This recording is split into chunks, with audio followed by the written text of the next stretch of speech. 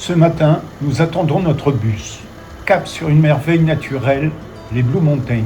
À peine arrivés, nous montons dans le bus et prenons place. Le bus démarre immédiatement et quitte l'agitation de Sydney.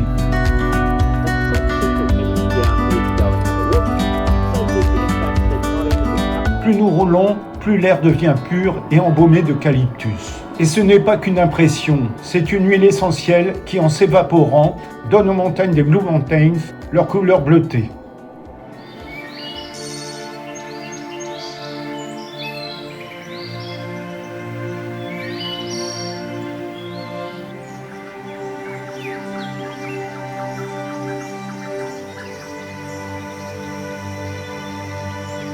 Première étape, les fameuses Three Sisters, 3 énormes pitons rocheux.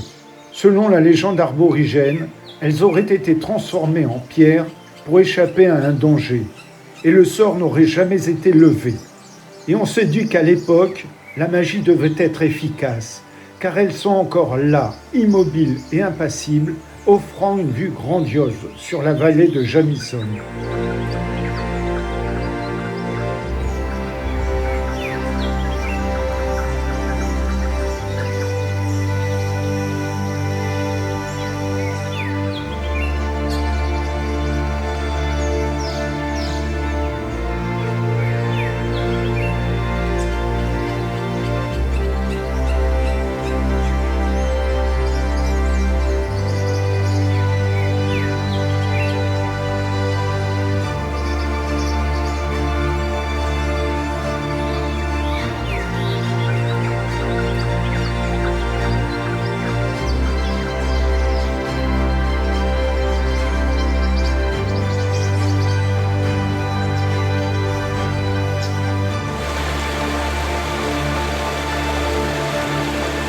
On enchaîne avec une petite marche pour découvrir Wentworth Fall, une cascade spectaculaire qui se jette du haut des falaises, dans un grondement assourdissant. L'eau s'écrase en gerbes scintillantes et l'on comprend pourquoi c'est l'un des joyaux du parc.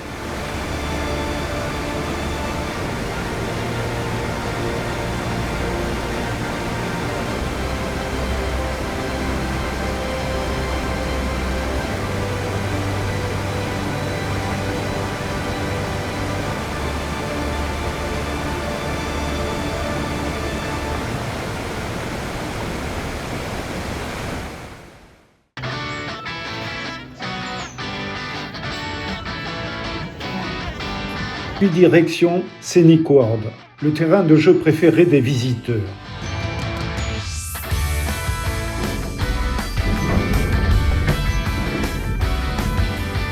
Le téléphérique avec son plancher vitré, un frisson garanti, en flottant au-dessus de la forêt.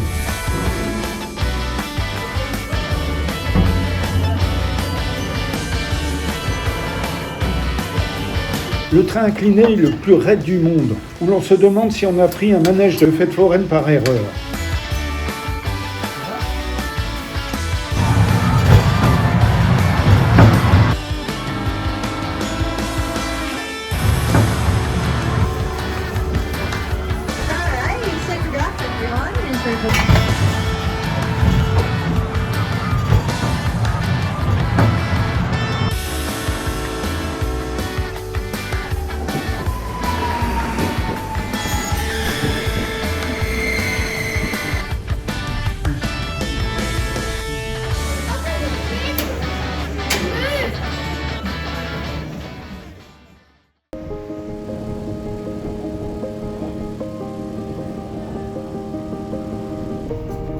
Après toutes ces aventures aériennes et terrestres, place à une croisière de 50 minutes sur la rivière.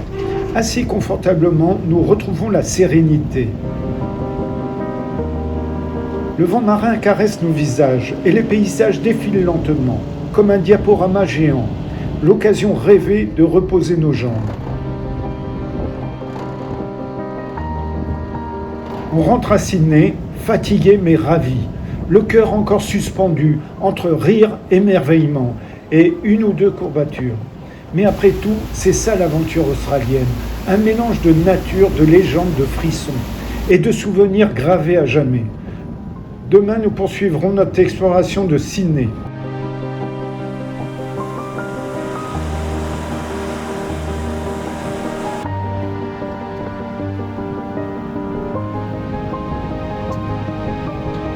Après notre croisière fluviale depuis les Blue Mountains, la nuit s'est installée sur Sydney, comme un voile profond. Les néons se reflètent sur les trottoirs humides, les pas résonnent et l'atmosphère de la ville change complètement.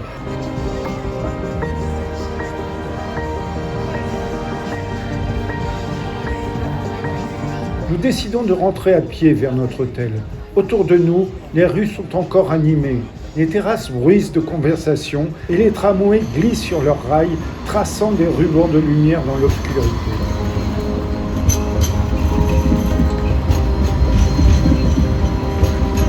GPS à la main, nous suivons le chemin indiqué, un peu amusés de nous laisser guider par une petite flèche brillante dans cette grande ville encore en mouvement. Pas après pas, nous avançons vers la chaleur rassurante de notre hôtel, savourant ce moment suspendu où la ville nocturne nous accompagne comme une dernière scène de la journée.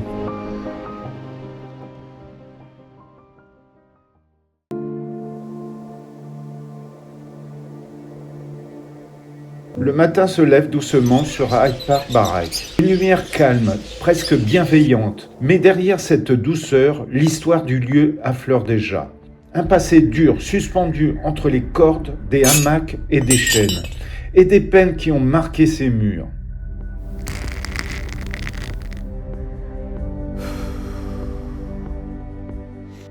Pour l'instant, on a l'impression que le passé surgit en éclairs, comme des fragments de mémoire que la lumière ne parvient pas tout à fait à effacer.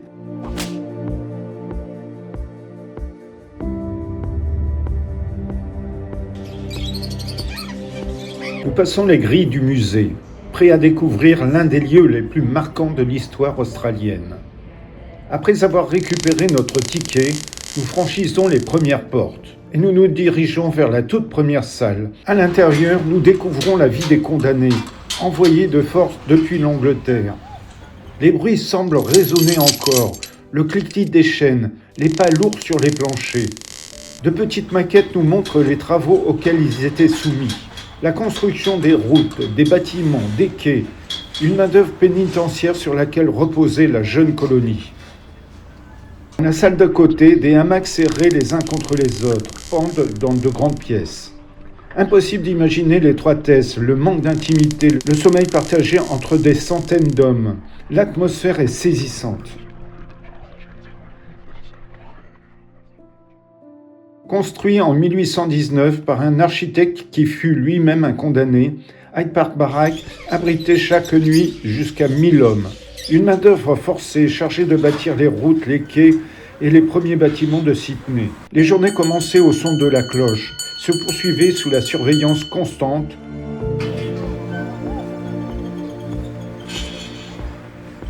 Mais les baraques ont changé de visage. Au milieu du 19e siècle, ils accueillirent des centaines de femmes immigrantes, venues d'Irlande ou d'Angleterre, en quête de travail ou d'un nouveau départ. Aujourd'hui, classé au patrimoine mondial de l'UNESCO, Hyde Park Barrack est l'un des témoignages les plus précieux du système pénal britannique et des débuts de l'Australie moderne. Une histoire dure, complexe, mais essentielle pour comprendre la ville qui nous entoure. Nous sortons du musée encore imprégnés de ce moment de quiétude et de mémoire, avant de nous laisser happer à nouveau par l'ambiance tumultueuse de Sydney. Nous décidons de marcher vers Strand Arcade, en passant devant la Tower Higher, qui domine la ville.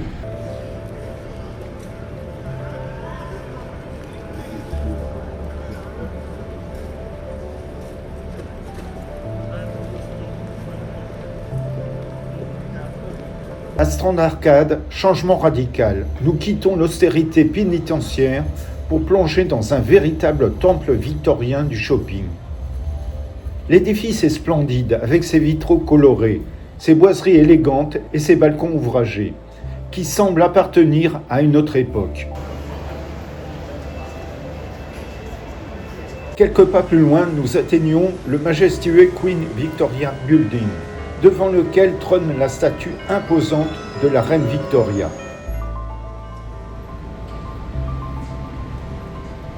Impossible de rester indifférent. Ses dômes verts, ses vitraux et son horloge monumentale donnent à cet ancien marché couvert une allure presque théâtrale.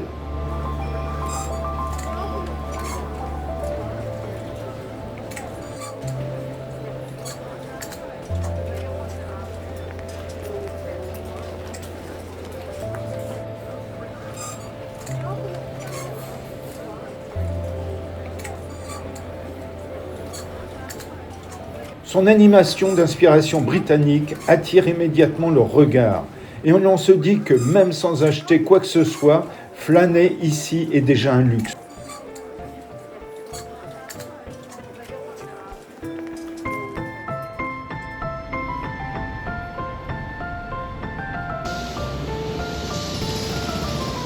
Nous ne pouvions venir à Ciney sans nous arrêter à la cathédrale Sainte-Marie-Cathédrale.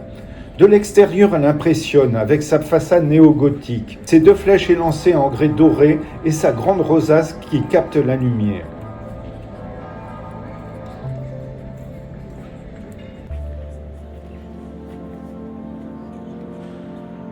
À l'intérieur, la nef haute, les colonnes en grès et les vitraux richement décorés créent une atmosphère paisible et solennelle, en contraste saisissant avec l'effervescence de la ville environnante.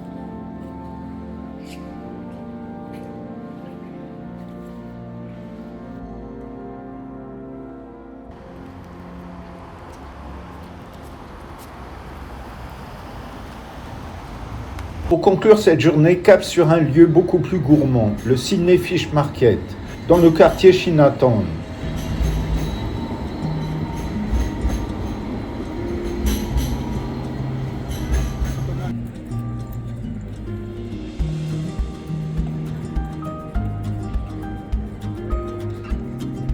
Là, nous prenons le temps de boire un verre et de profiter de l'ambiance détendue en fin d'après-midi.